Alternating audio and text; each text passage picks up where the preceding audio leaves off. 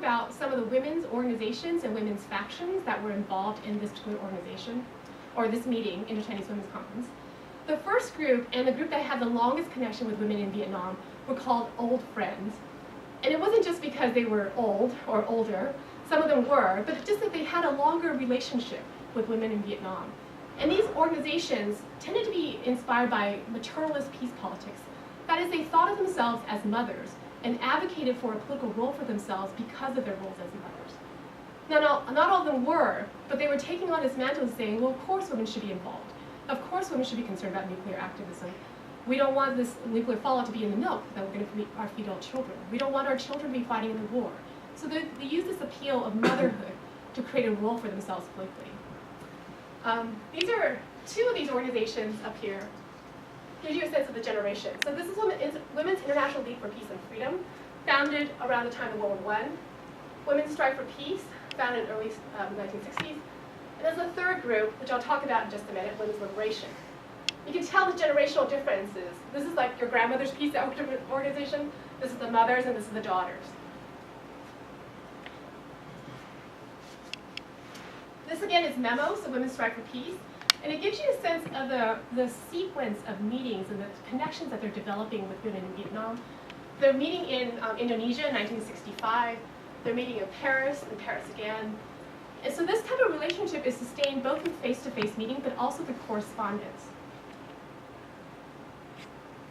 This is another example of this type of connection. In the middle is Madame Nguyen Thi Binh. She is the foreign minister of the Provisionary Revolutionary Government, so this is in the South.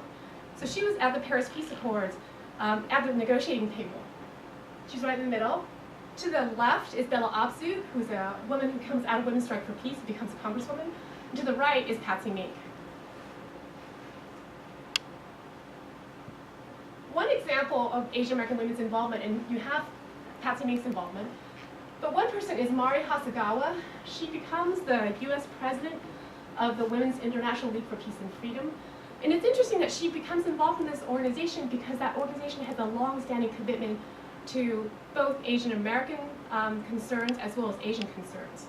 She talked about the fact that during internment, Wilf reached out to Japanese Americans and helped them resettle in the area around Philadelphia.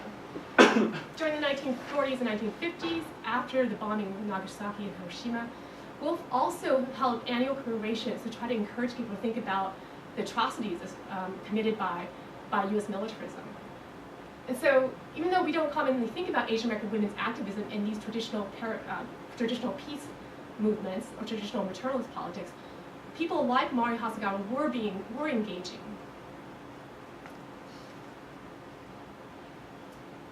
This, I mentioned before, this is Madame Nguyen Thi Binh.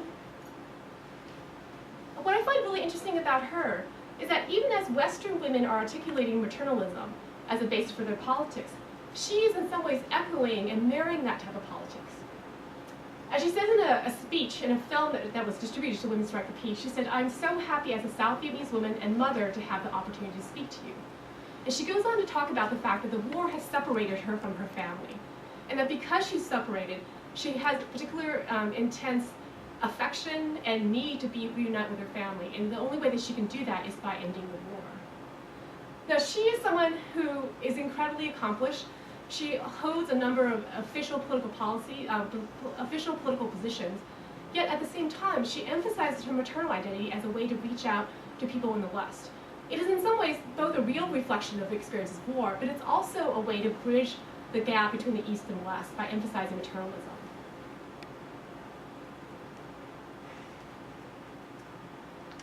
The second group that co-sponsored the Chinese Women's Conferences were called New Friends. And they tended to be both younger, but also they had newer connections with women in Vietnam.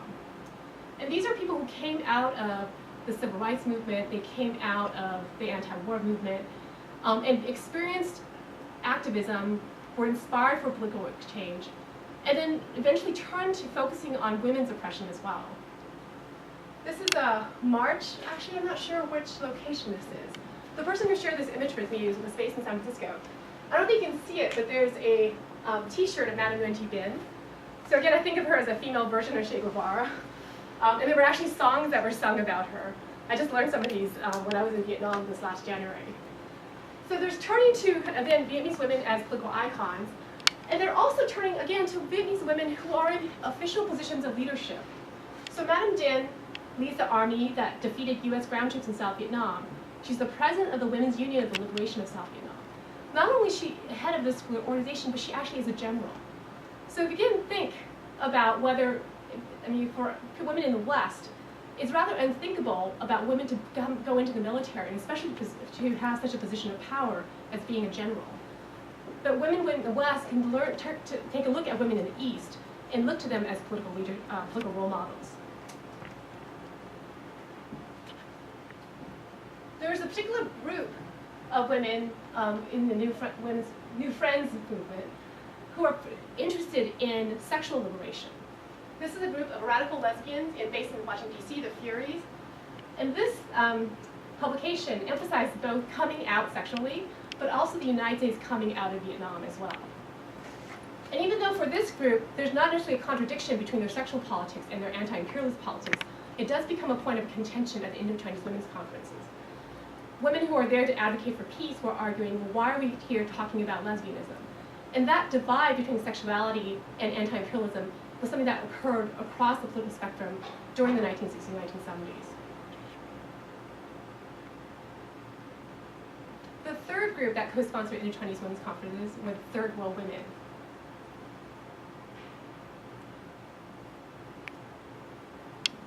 These are just some of the newspaper images that give you a sense of that connection between racialized people in the United States and racialized people abroad. At the top is the international news section of the Black Panther Party newspaper. I was expecting a lot of coverage about Africa in the Black Panther Party newspaper, but I was really surprised about how much there was about socialist Asia. So in this masthead, you have 3 out of the 5 figures being Asian. Patrice Lumumba from the Congo to your far left, Ho Chi Minh, Che Guevara, Kim Il-sung, and Mao Zedong. And this is because Eldridge Cleaver traveled to socialist Asia in 1970 and made these connections with North Korea, North Vietnam, and China. 2 of the women who went on that delegation were women of color. That includes Elaine Brown and Pat Suni, a Japanese American, and I'll talk about it a little bit later. But it's through these travels that these women become empowered to think about connections between women in Vietnam and also racialized women in the United States. This over here, El Grito, is a publication by Bettina Martinez, who's a Chicana activist. She initially came out of the civil rights movement, but then discovered and started to identify more with her Chicano identity. She travels in Vietnam, and this is coverage about her journey. Their people are people. She's trying to emphasize the commonality between Chicanos and the U.S. and the Vietnamese. So she talks about the fact that they're both peasant people, that they have a similar type of spirituality, that they have a sense of resistance against people who are trying to steal their land or steal their national independence. And then this image is from a publication based in Canada, in Vancouver. And what's really striking to me is that even though this image is supposed to be of a Vietnamese woman, again, you see the gun, she also evokes the image of an indigenous person, right, a First Nations woman. That there's an overlapping between indigenous identity, indigenous female resistance, and a Vietnamese female resistance as well.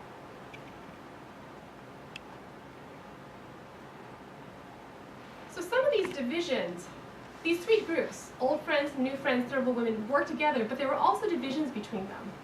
And some of these divisions appeared over particular issues, such as crossing the border. This is a group of women from Los Angeles, led by Pat Sumi, who are advocating for an independent conference for Third World Women at the Inter-Chinese Women's Conferences. This is what they said. Since women denied an equal participation with white groups, we can only ask for equal but separate conferences. The possibility of confrontation between Third World and white women's groups at a joint conference would be disrespectful to the Indo-Chinese women. It would further reinforce the tensions that exist among North American women. This is Pat Sumi. I love this image. This is from her high school yearbook, when she was a senior. And I think of her as an Asian American version of Jackie Kennedy. She just looks so perfectly put together with the coiffed hair and the necklace. And she was a middle-class honor student in high school. This is an image of her when she comes back traveling with Eldridge Cleaver to socialist Asia, and you can just tell the physical change that's happening with her appearance. This is another point of contention between the women of color and other women who are sponsoring the delegation. Some of us from the US and Hawaii are foreigners in a nation colonized and exploited by US imperialism. Since the Indo-Chinese are not guests of the Canadian government, the Third World Advance Group decided that delegates themselves would take on the responsibility for the safety of the Indo-Chinese friends with no dependency on the Vancouver or National Canadian Pig Forces.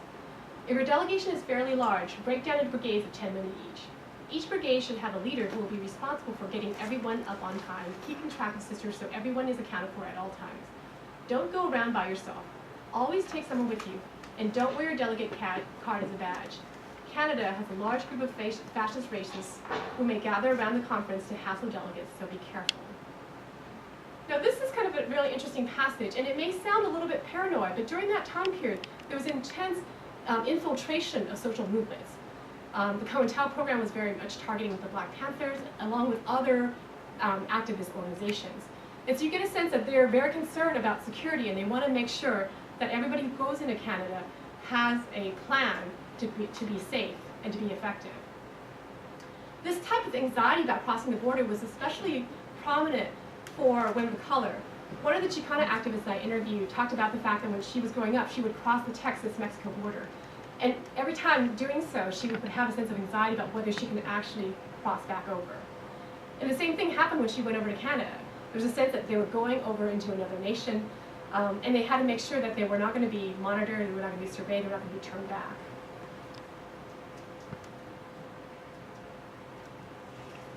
For Asian Americans, this little conference was absolutely crucial for their political development.